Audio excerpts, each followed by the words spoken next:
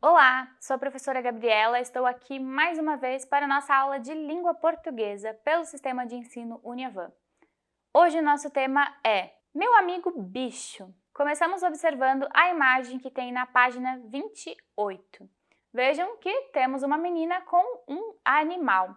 Será que é um animal de estimação dela? Parece uma relação bem próxima, né? E você, tem animal de estimação?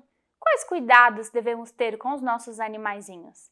Esse, então, é o tema da nossa aula que vamos começar na próxima página. Página 29 temos um texto, a leitura de um conto. Conto é um texto narrativo, por isso que tem personagem, tem um espaço onde se passa essa história, tem uma ação, tem um conflito.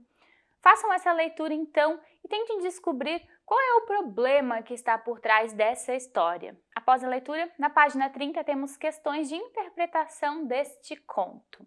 A primeira questão quer saber quem eram os personagens da história. Na questão número 2 está a pergunta sobre o problema que aparece na história. Vocês conseguiram descobrir qual é esse problema? Na questão 3 está perguntando quais animais foram viver na casa do homem, personagem da história. Questão 4. A proposta do rabino trouxe uma solução para o problema da casa? Questão 5.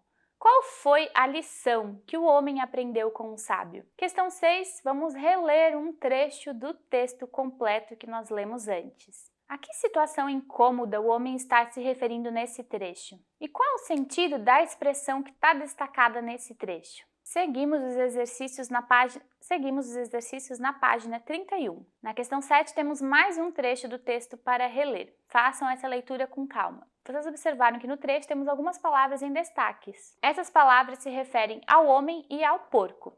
Vocês devem, então, ligar quais delas se referem ao homem e quais se referem ao porco. Na questão número 8, nós temos uma coluna com 3 partes do conto: conflito, solução e desfecho. Vocês devem indicar, então, qual frase representa o conflito, qual frase representa a solução e qual frase representa o desfecho. Seguimos na página 32, conteúdo sobre os sufixos oso, esa, es e esa. Vocês se recordam o que são sufixos? Sufixos são letras que aparecem no final de uma palavra para formar outra palavra. Por exemplo, temos a palavra chuva. Nós vamos modificar o final, acrescentar rada, formando chuvarada. Então, aqui nós temos uma nova palavra acrescentando os sufixos. Neste caso, nós vamos estudar algumas terminações específicas, conforme pede a questão número 1. Nós temos duas palavras, limpidez e avareza. Vocês devem, então, pesquisar no dicionário qual é o significado de cada uma dessas palavras. Observem que as palavras limpidez e avareza têm acréscimo de sufixo es e sufixo esa.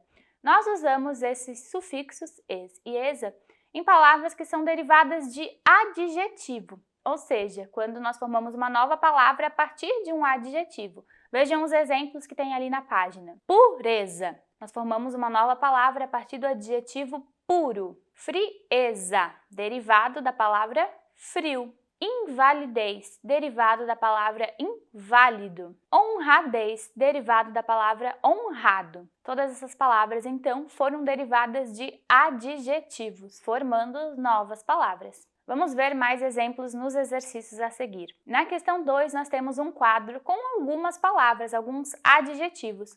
Vocês vão fazer o que acabaram de visualizar, acrescentar o sufixo es, ou seja, ez, ao final dessas palavras para formar uma nova palavra. No outro quadro da página seguinte, vocês vão fazer o acréscimo do sufixo esa, eza, formando também novas palavras. Percebam então que quando nós acrescentamos esses sufixos, as palavras que antes eram adjetivos se tornam substantivos. Lembrando que os adjetivos são aquelas palavras que na frase caracterizam algo, alguém, dão uma qualidade ou um defeito. E os substantivos são aquelas palavras que nomeiam as coisas, né? Que dão nomes aos seres, aos objetos, aos sentimentos. Vamos seguir então os exercícios. Na questão 3 nós temos algumas situações, algumas explicações. Vocês devem então indicar qual substantivo resume o que está sendo colocado ali. Na questão 4 nós temos frases com adjetivos em destaques. Vocês vão então acrescentar o sufixo es nesses adjetivos, formando então novas palavras que são substantivos. Questão 5. Na página seguinte, temos um quadro com alguns substantivos, terminados com o sufixo -esa. Em seguida, temos algumas imagens. Vocês devem, então, observar essas imagens e formar frases que representem essas imagens, utilizando um desses substantivos em cada frase. Seguimos nosso conteúdo na página 35. Concordância nominal. Vamos ver o que é isso? Vamos primeiro, então, fazer os exercícios. A questão número 1 tem duas imagens com duas frases. Observe as imagens e analise as frases para responder à questão A. Qual substantivo está no singular e vem acompanhado de um verbo? Lembram que substantivo, aquilo que nós nomeamos, e verbo, aquilo que indica a ação, o estado ou o fenômeno da natureza na frase. Questão B. Qual substantivo está no plural e vem acompanhado de um verbo? Questão C. Por que as palavras da segunda frase sofreram alterações em relação à primeira frase? Questão 2. Temos uma tirinha. Façam a leitura com calma e prestando atenção também nas imagens. Quem está conversando na tirinha? Que animais os personagens trazem consigo? Questão C. Que pergunta o menininho poderia ter feito à mulher no primeiro quadro para conseguir aquela resposta? Na questão D, vocês vão reescrever a frase do primeiro quadrinho, mas imaginando que a mulher está com 2 cachorros e não um só, e que esses cachorros são fêmeas. Como ficaria então essa frase? Como você viu, esse exercício e os outros nos revelam o que é concordância nominal. Concordância nominal é quando nós adequamos todas as palavras de uma frase, o substantivo, o adjetivo, o verbo, de acordo com o que está sendo falado. Por exemplo, se é uma frase no singular, nós vamos escrever todas as palavras no singular. Se é uma frase no plural, vamos escrever todas essas palavras no plural. Se a gente está falando de algo no masculino, vamos nos referir ao masculino. Se estamos falando de algo no feminino, vamos usar as palavras nos referindo ao feminino. Quando fazemos isso, fazemos uso então da concordância nominal. Vamos ver outros exemplos nos exercícios a seguir. Na questão 3, temos algumas frases que não têm concordância nominal. Vocês precisam ler e perceber o que precisa ser mudado, qual palavra precisa ser adequada para que haja a concordância na frase. E aí, reescrever ali na página. Questão 4, temos também algumas frases, mas com uma lacuna para ser completada.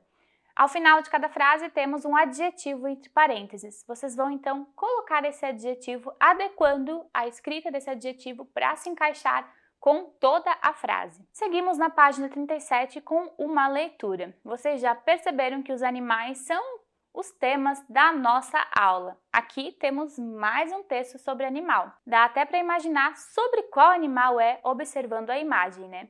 Vamos então fazer a leitura completa. Página 40 é hora então de responder os exercícios sobre a interpretação do texto que acabamos de ler. Questão número 1. Qual é o tema central do texto? Na questão 2, diz que os cachorros, conforme está no texto, se comportam de maneira diferente conforme as suas emoções. Encontre esse trecho que passa essa informação no texto e copie ali na página. Questão 3.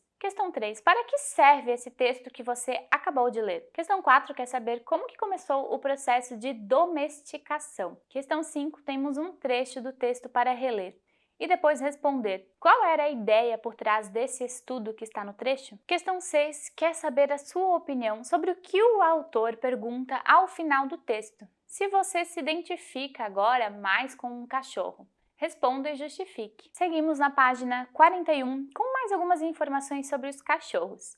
Temos essas informações num infográfico, observem ali. O infográfico é uma imagem que utiliza recursos visuais e textos para completar uma informação, para trazer mais dados, muito utilizado em textos jornalísticos, em reportagens, em textos científicos. Observem ali então os dados que nos revelam sobre os pets, sobre a população pet no Brasil. Essa imagem reúne então informações sobre qual tema? Onde foi publicada a pesquisa sobre a população de pets no Brasil? E segundo o infográfico, quantos milhões de pets existem no país? Que recurso foi utilizado para representar os animais nesse infográfico? Além do título, que outro recurso no infográfico nos ajuda a entender que a pesquisa foi realizada no Brasil. Seguimos na página 42. Temos então um outro infográfico. Esse infográfico representa uma pesquisa sobre o perfil de donos de animais de estimação que são cachorros e de donos de animais de estimação que são